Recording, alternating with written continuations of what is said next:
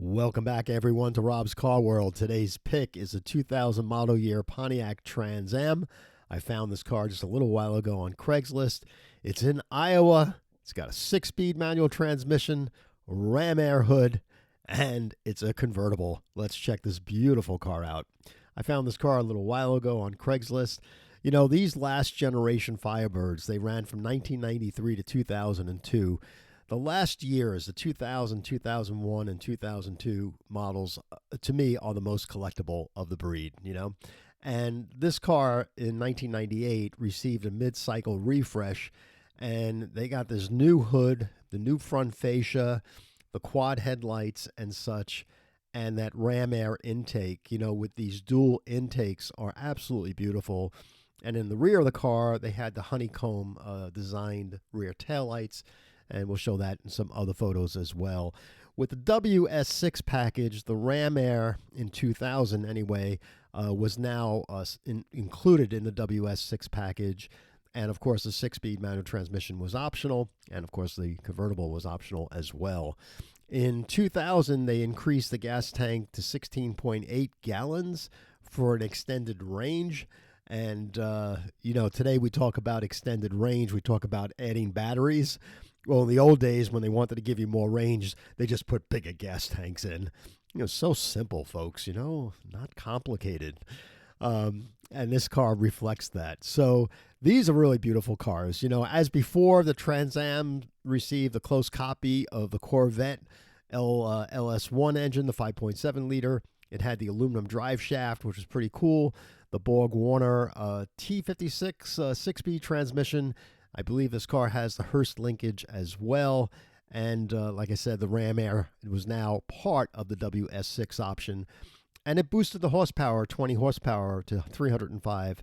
And good to note about this car is this is not an SLP edition, street legal performance. We've shown some cars on this channel.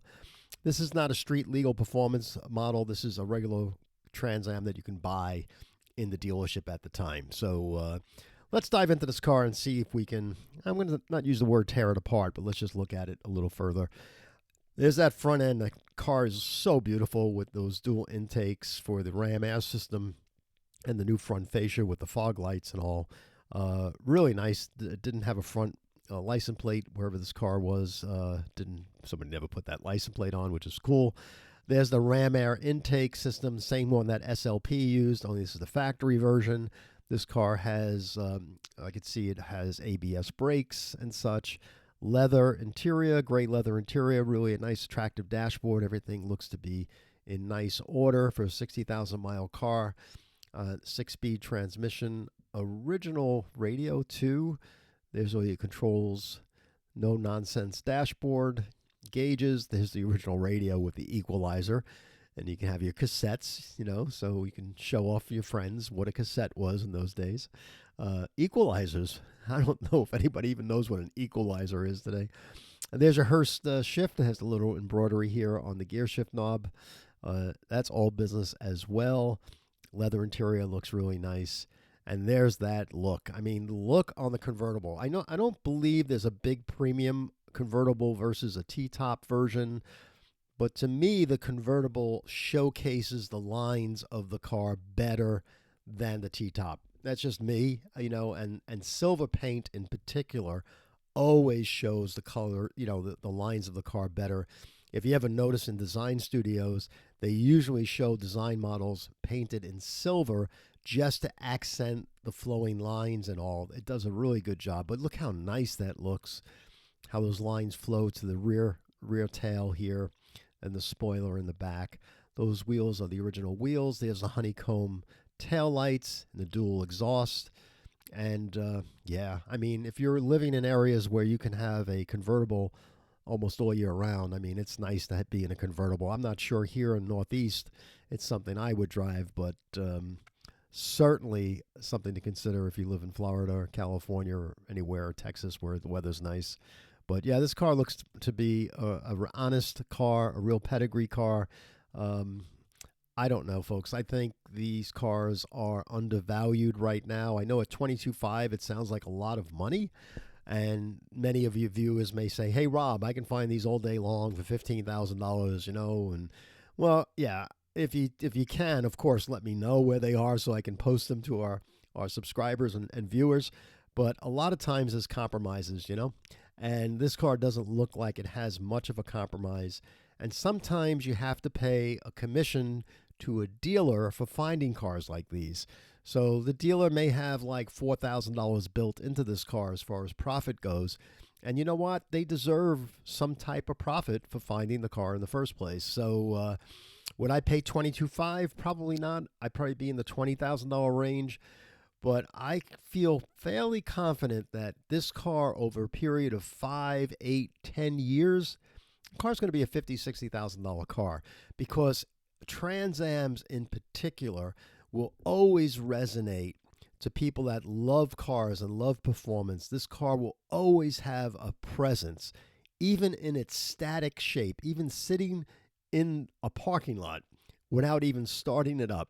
It will always have an appeal to being a high performance car that once was called a Firebird and a Trans Am. And I think for younger generations getting into the hobby, they'll find these cars to be very attractive with its rear wheel drive, 6-speed manual transmission, ram air intake, and of course with so many upgrades to make these cars even faster than what they are. So, yeah, buying from a dealer, it's always buyer beware, but this car is in Iowa. The photos don't look like their current photos. Hopefully the car is in an indoor showroom all this time so it stays nice. 60,000 miles is a little high, but I'm not even going on Bring a Trailer to see what some prices are going for. But I think this car is in that price range between $18,000 and $22,000. This is where this car probably fits in. And again, I don't think there's much of a premium for a convertible, but I think aesthetically pleasing. I think the convertible has such beautiful lines when the top is down, and that's very attractive to me as well. Well, that's it with this car. I hope you enjoyed it. And again, if you want to find this car, just go on Craigslist, type in 2000 Pontiac Firebird Trans Am in Iowa, and this car will come popping out you.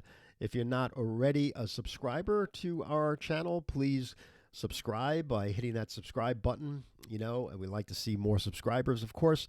If you like the video, please give a thumbs up, and that helps the algorithms so we can continue to grow the channel. And I appreciate seeing you here today. It's snowing once again here in Warwick, New York. So have yourself a good day. We'll be looking at more and more cars today. Hopefully we'll find some more. And thanks very much for joining us. We'll see you again. Thanks.